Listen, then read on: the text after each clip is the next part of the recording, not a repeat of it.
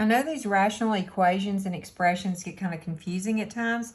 So let's look at them all together and try to point out the differences and the similarities. This top one is actually a proportion. You have a fraction and a fraction. There's an equal sign in the middle. That means this is not an expression, this is an equation. And you're going to solve it.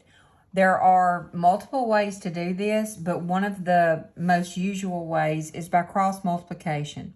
So if you cross multiply top to bottom, you would solve this by saying A times D is equal to BC, and then you would solve. This next one is an expression. This is two fractions multiplied together. So how do you accomplish this?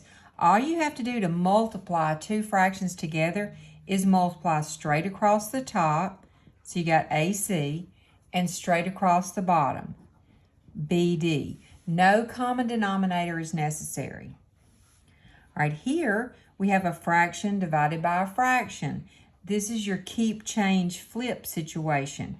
You're going to keep the top just like it is. You're going to change this division sign to multiplication, and then you're going to flip this so that it's D over C. Now you're ready to multiply straight across the top for AD and straight across the bottom for BC. Last but not least, this is addition. You still have two fractions, but there's an addition sign. Now on this one, you do have to have a common denominator before you can combine them. Usually we do this by multiplying the two denominators together. So this will be BD. Then you have to adjust your numerators for this new denominator. You still have two fractions.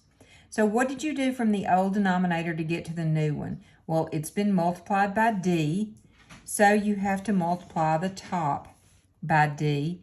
Your first numerator is now AD. All right, next, what did you do to this denominator to get to the new one? Well, this denominator has been multiplied by B, so you have to multiply the top by B, so now you have CB. AD plus CB over BD. I hope that helps.